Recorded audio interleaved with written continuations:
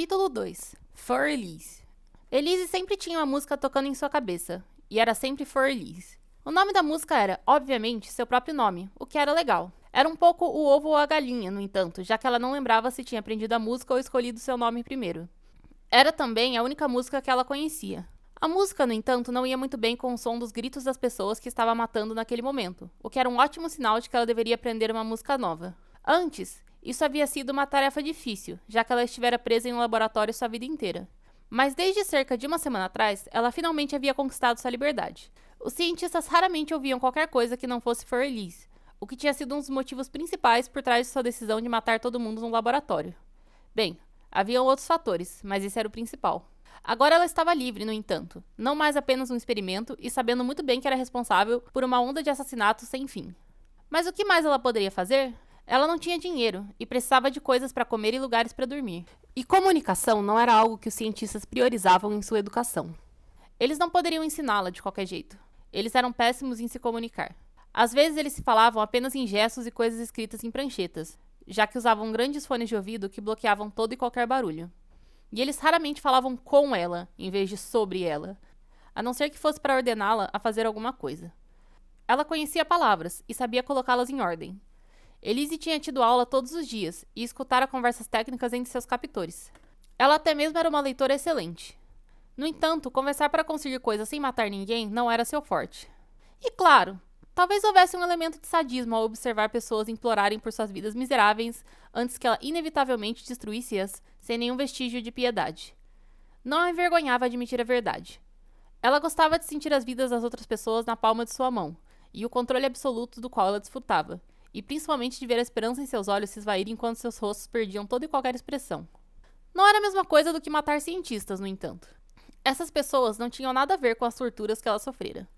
Nesse exato momento, só sobrara uma pessoa da chacina de Elise, e ela era bem ruim em implorar. Ela estava de joelhos no chão, mas ao invés de gritar, estava tentando iniciar uma conversa amigável, o que estava tirando um pouco a diversão de Elise ao assassinar. Elise odiava conversas, ainda mais amigáveis. Por que você estava no laboratório? Ela disse, meio curiosa, meio assustada, ao notar que a camiseta enorme da garota pálida de cabelos pálidos tinha o emblema da Amber Centro de Retiro e Spa Científico. Eu faço as coisas mexerem. Ela disse, simplesmente. Bem, o que isso significa? Elise se concentrou em uma parede que ela podia ver bem claramente. Sentiu seus tijolos e sentiu cimento, e sentiu cada átomo que compunha a parede. Sentiu até que a parede fosse parte dela, e até que ela pudesse mexê-la de jeitos que não deveriam ser possíveis, como se a própria realidade estivesse se contorcendo para que Elise pudesse fazer o que quisesse. E como uma cobra, a parede de cimento se aproximou de um corpo morto no chão, e o engoliu inteiro. E antes que a outra pudesse dizer alguma coisa, a parede estava em seu lugar de origem, como se nunca tivesse sido nada mais que uma parede. Eu ouço isso bastante. O que era uma mentira, já que Elise não havia falado com muitas pessoas até agora. Mas aquela parecia uma reação normal para seus poderes. Ei! A garota disse, a faísca de esperança clara de novo em seus olhos. Você não se sente sozinha por aí? Você não queria ter alguém para passar o tempo com você? Não, Elise respondeu. Eu não tinha muito tempo para ficar sozinha no laboratório. A solidão é bem terapêutica para mim. Mas você não queria ter amigos? Havia algo nos olhos dela que Elise não conseguia identificar. Uma emoção que não lhe era familiar. Não é o mesmo que ter pessoas te estudando. Amigos não te usam. Amigos te ajudam. Mas eu não preciso de ajuda. Mas a gente pode te ajudar de qualquer jeito. Ela insistiu. Nós também podemos te dar, amor e amizade e coisas assim. Eu não sei. Essas coisas valem a pena? Sim. Elise não pôde deixar de notar que a voz da garota não tinha nenhuma convicção. Eu não sei o que faria sem meus amigos. Bem. Então talvez seja uma boa opção. Elise cedeu relutantemente, porque ela não tinha nenhuma razão para dizer não, e porque tantas pessoas viajavam em matilhas que nesse ponto ela queria saber o motivo. Não a mataria tentar algo novo. E se eu não gostar de amizade, eu posso só matar todos vocês. Essa última parte foi dita com muito mais animação que o comum. Claro, eu acho. A animação não era espelhada na outra. Eu sou Amanda, aliás. Eu não me importo. Elise respondeu, ainda contemplando o homicídio de Amanda. Depois disso, Amanda se levantou e pediu para Elise segui-la. Ela parecia perdida em seus pensamentos, com emoções que Elise não realmente entendia. Depois de andar em silêncio por muito tempo, Amanda tentou puxar a conversa algumas vezes, mas Elise respondia com o mínimo de palavras possível. Conversas a entediavam. Finalmente chegaram em um lugar com muitas pessoas. Elise pensou consigo mesma que todas elas pareciam a mesma pessoa, talvez com algumas variações de cor de pele, cabelo e forma. Isso não tinha nada a ver com o acampamento em si. Desde que estivera no laboratório, onde todo mundo se vestia do mesmo jeito e falava do mesmo jeito e usavam o mesmo equipamento, Elise nunca havia se importado o suficiente para aprender a diferenciar rostos. Todo mundo era a mesma pessoa em sua mente, suas ações e reações lentamente se tornando parte de um único ser vivo que ela odiava. E quando ela conseguiu escapar, todo mundo implorava e sangrava do mesmo jeito. Então ela não havia se importado o suficiente para aprender do lado de fora também. Naquele momento, ela estava pensando sobre como esse acampamento era igual a todos os outros acampamentos que ela havia massacrado. E assim que elas chegaram naquele lugar, o rosto de Amanda apenas se fundiu com todos os outros, e ela novamente não conhecia ninguém. E por um momento, quando seus olhos inquisidores perguntaram quem era ela e o que ela estava fazendo ali e se eles deviam atacá-la, ela considerou apenas extinguir a chama da vida e a faísca de esperança em todos os seus olhos. Mas eles notaram que ela estava com Amanda, e visivelmente decidiram que Elise poderia viver. Coisinhas estúpidas eram os humanos comuns. Mesmo que eles tentassem, nenhum deles poderia sequer machucar Elise. Ei! Ela ouviu uma voz mais profunda que a de Amanda.